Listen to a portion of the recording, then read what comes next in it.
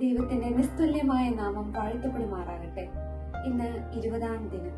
സഭയായി ഏൽപ്പിച്ചിരിക്കുന്ന ചിന്താ വിഷയം പങ്കിടലിന്റെ നോമ്പനുഭവം, ദ ലെന്റൻ എക്സ്പീരിയൻസ് ഓഫ് ഷെയറിംഗ്. അതിനായി നിശ്ചയിച്ചിരിക്കുന്ന ഏവൻഗേലിയോൻ ഭാഗം വിശുദ്ധ മത്തായി എഴുതിയ സുവിശേഷം 5-ാം അധ്യായം 38 മുതൽ 48 വരെയുള്ള വാക്യങ്ങൾ. ആ ഭാഗം ഉടനീളം നോക്കുമ്പോൾ ക്രിസ്ത്യ പ്രഭാഷണത്തിലെ ഏറ്റവും ഉത്തമമായ ഒരു പ്രധാനപ്പെട്ട ഭാഗമായി തന്നെ കാണാം. ഇത് ഉടനീളം നോക്കുമ്പോൾ തന്നെ പ്രധാനമായ 3 ചിന്തകൾ നമ്മുടെ മുന്നിൽ കടന്നു വരുന്നു. ആദ്യമായി ക്ഷമ പങ്കിടുക. ഇതിന്റെ 38-ാം വാക്യം തന്നെ നമുക്ക് നോക്കാം. കണ്ണിന് പകരം കണ്ണും പല്ലിന് പകരം പല്ലും എന്ന് അരുളി ചെയ്ത് നിങ്ങൾ കേട്ടിട്ടുണ്ടല്ലോ.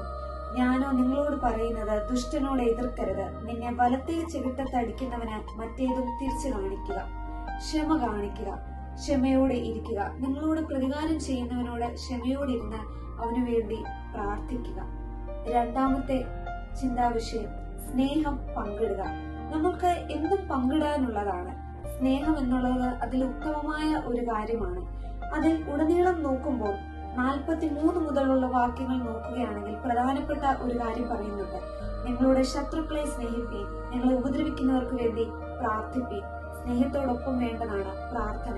നമ്മളെ ഉപദ്രവിക്കുന്നവർക്ക് വേണ്ടിയും നമ്മളെ കുറ്റം പറയുന്നവർക്ക് വേണ്ടിയും ഒരു പോയിന്റ് ആകുമ്പോൾ നമ്മൾ തളർന്നിരിക്കുമ്പോൾ തന്നെയും നമ്മൾ അവർക്ക് വേണ്ടി പ്രാർത്ഥിക്കുകയും അവർക്ക് വേണ്ടി സ്നേഹിക്കുകയും ചെയ്യുമ്പോൾ നമ്മളുടെ മനസ്സും ശുദ്ധമാകുന്നു. അതോടൊപ്പം തന്നെ ദൈവം ധാരാളമായി അതിൽ 100 മടങ്ങ് നമ്മളെ അനുഗ്രഹിക്കുകയും ചെയ്യുന്നു. മൂന്നാമതായി എല്ലാ അനുഗ്രഹങ്ങളും പങ്കിടുക.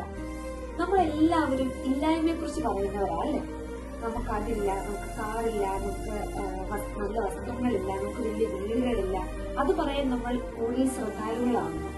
എന്നാൽ നമ്മൾ ഉള്ളതിനെ കുറിച്ച് ആശ്വസിക്കുകയും അതിനെ സന്തോഷിക്കുകയും അത് മറ്റുള്ളവർക്ക് പകരുകയും ചെയ്യുന്നവർ വളരെ ചുരുക്കമാണ്.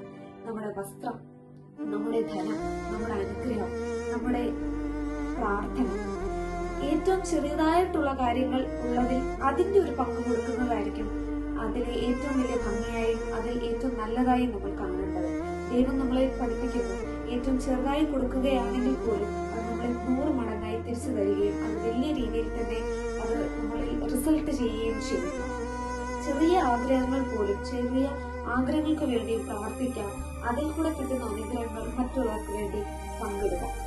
പങ്കിടലിന്റെ അനുഭവം നമ്മളിൽ കൂടെ പഠിപ്പിക്കുന്നത് പ്രധാനമായും 3 കാര്യങ്ങളാണ്.